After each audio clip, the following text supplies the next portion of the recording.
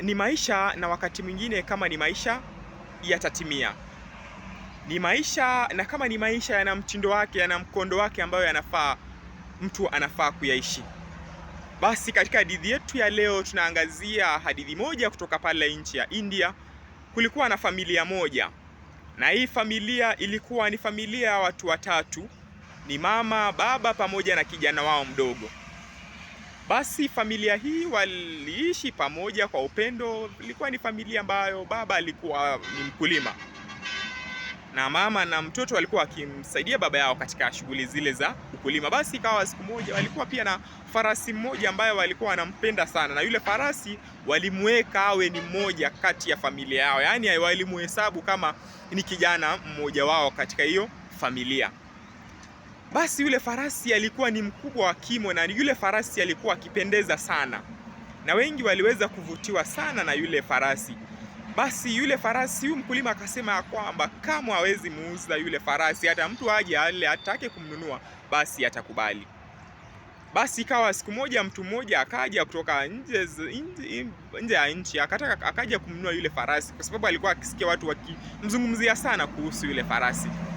Basi alipofika pale, yule mtu ambaye alikuja kununua yule farasi alikuwa na pesa nyingi sana, alikuwa na dhahabu nyingi sana.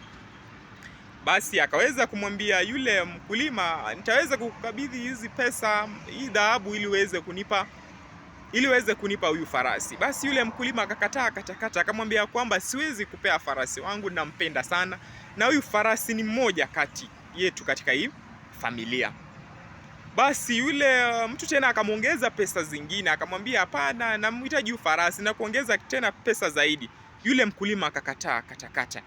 Basi baada ya yule mkulima kukataa, wana kijiji kama ilivyo ada yao wakaweza kusema huyu mtu ni mshenzi, mbona akakataa kiasi kile cha pesa ambacho alipewa, na alipewa kiasi kikubwa sana cha pesa. Kwa sasa tunaweza kiita milioni ya pesa alipewa, na akaweza kukataa.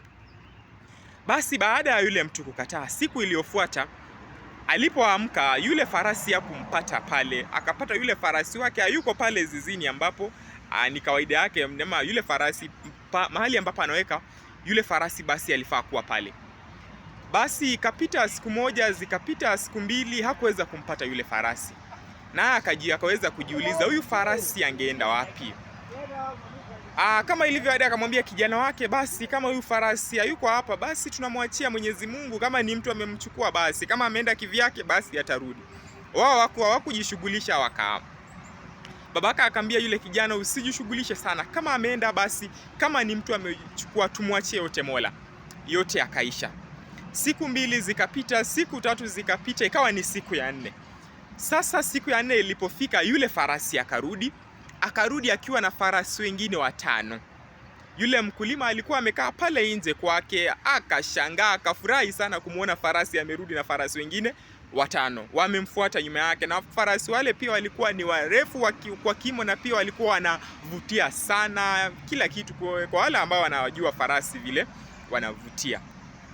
Basi wakaingia wote kwa zizi pale ndani, lakini shida moja walikuwa ni farasi wa mwitu wale, si hao ambao tumewazoea, walikuwa ni wa mwituni. Basi wakaja wakakaa pamoja pale zizini. Wakiwa pale zizini, yule kijana akaenda kuingia pale ndani kucheza na mmoja wao. Basi alipokuwa akicheza na mmoja wa wale farasi, mmoja akaweza unajua wala hawajazoea watu kwa kawaida.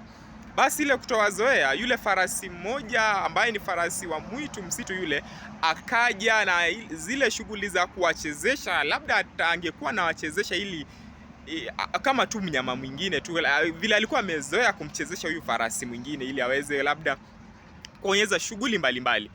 Basi katika ile hali, yule farasi wa mwitu akaweza kumvunja yule kijana mguu, na kutokana na ile njia ambayo alimvunja mguu, yule kijana akamvunja na akaweza kumvunja ule mfupa wa mguu. Yule kijana alilia sana. Babaka akaenda akamchukua hospitali. Baada ya kumchukua hospitali, akaja akamshughulikia, akaleta daktari, wakamshughulikia kwa pamoja. Na baada ya kumaliza, yule kijana mguu wake uliathirika kiasi ya kwamba ungechukua mwezi mmoja ili aweze kupona, ama miezi miwili ili aweze kupata uponyaji. Basi yule kijana akawa sasa yu kitandani, hawezi fanya lolote, yeye amelala pale. Wale farasi bado tu wako pale zizini. Basi zikapita baba akamwambia kijana, usijishughulishe sana, ni hali ya maisha na saa zingine kila kitu tendeka kwa sababu fulani. Basi zikapita siku mbili, vita vikatokea nje jirani, na baada ya vile vita kutokea katika nje jirani, basi ikawa ni vijana ambao walihitajika kuenda kupigana pale. Na hawa vijana kuhitajika ili waende kupigana pale, walikuwa wanahitajika vijana ambao wako kati ya umri wa miaka 12 hadi 17 hivi. Vijana kuanzia 12 kuendelea hadi 20 hapo. Na huyu kijana huyu mkulima, kumbuka, alikuwa na miaka 15, alikuwa anaelekea 16. Haya, kwa hivyo kumaanisha kwamba angekuwa ni chaguo bora sana kuenda vitani. Basi wakaletwa askari, wanajeshi wakaja kijijini kufanya msako. Kijana yeyote ambaye ako pale anafaa kujiunga na wengine ili waweze kupigana. Wakakuja wakapiga msako, wakaingia kwa kina yule kijana, wakapiga msako pale, wakapiga msako kijiji kizima. Vijana ambao walikuwa kati ya miaka 12 walichukuliwa, 12 hadi 20, wote walichukuliwa ili waende kupigana vita pale nje. Basi wale wanajeshi walipofika katika lile boma, wakampata yule kijana, wakampata yule mzazi wake, wakamuuliza yuko wapi kijana wako, sababu wengi wao walikuwa wanamjua yule kijana. Basi wakamuita yule, wakaenda akawaambia, kijana wangu ni mgonjwa sana na ako kitandani amelala. Basi wakamwambia tuende tumuone, sababu wajua kwamba ni shuruti, ni masharti. Akashurutishwa kwamba tuende tumuone pale kitandani ambapo wako. Walipoingia wakapata ni kweli kijana amevunjika mguu, ameumia sana na hawezi fanya lolote. Wakakasirika sana, wakasema hili ni tendo la kishenzi, tulidhani huyu jamaa atatusaidia. Wakatoka wakiwa wamekasirika na wakaenda zao. Basi baada ya kwenda wale vijana ambao walichukuliwa wakaenda wao wakapigana.